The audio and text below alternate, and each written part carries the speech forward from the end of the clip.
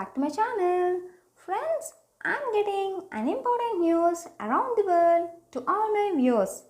So today, in this bulletin, my first news is the World Bank on Friday said it had cleared $1 billion assistance for social protection and is in talks with the government for funding initiatives to assist micro, small and medium enterprises. Next news is years of conflict, instability and poverty have left Somalia ill-equipped to handle a health crisis like the coronavirus. In fact, no one really knows how many cases of COVID-19 the country has. Next news, a Japanese team is standing up for his right to play hours of video games, crowdfunding for a lawsuit to challenge local government guidelines on limiting video gaming by children. Next news is the British government has announced it will spend more than $2 billion to improve cycling and walking paths across the country to reduce pressure on public transport in the COVID-19 era. Next news, making the economic downturn, India's payment fell 46% this March to 156.5 trillion rupees compared to 292 trillion rupees for the same period last year, as business in India transacted less. Next news, South Korea's KLPGA championship begins amidst the coronavirus on a closed course with no spectators present. Next news, this photo gallery highlights some of the most compelling images made or published by Associated Press photographers in the North America region. Next news, Asia's traffic roars in Sydney, Wuhan, Karachi back as lockdowns end. Next news is Sydney's bars and restaurants opened their doors as a week lockdown eased Friday, but many remained quiet with only a few casuations returning.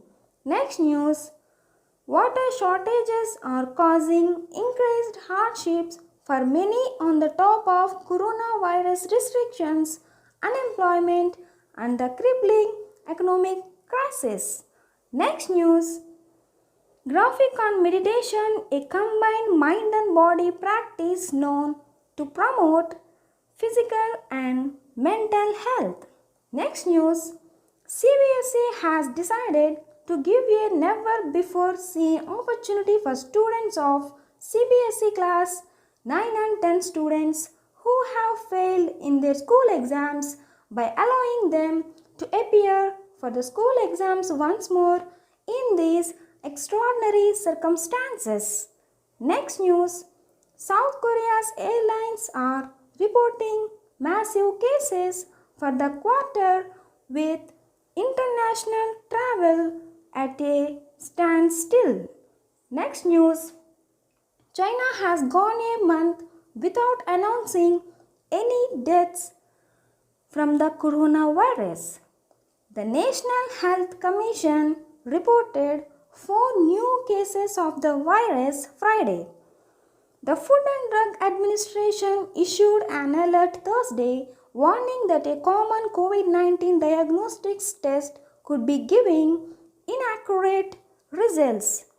Next news, Cuomo extended the statewide stay-at-home order until June 13 for the regions that do not meet the standards to begin reopening. Next news, an Indian 7-Eleven employee was attacked Wednesday after she reportedly asked a customer to wear a face mask in the store. Next news is A fourth food inspector with the US Department of Agriculture had died from the coronavirus following outbreaks across the country's meat processing plants. Next news. Amazon says it will produce hundreds of thousands of face shields for medics and sell them at cost price in the US. Next news. Rail passengers have urged not to turn up at stations without an advance ticket and to wear face coverings when they travel on the West Coast Main Line. Next news.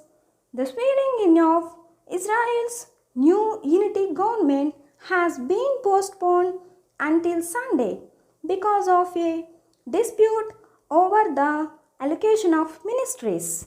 Last news. A California church's video chat company Zoom after a hacker hijacked a virtual Bible study class to post graphic images of child. These are all the news about today. Please subscribe my channel. Don't forget it. Signing off today. Bye bye.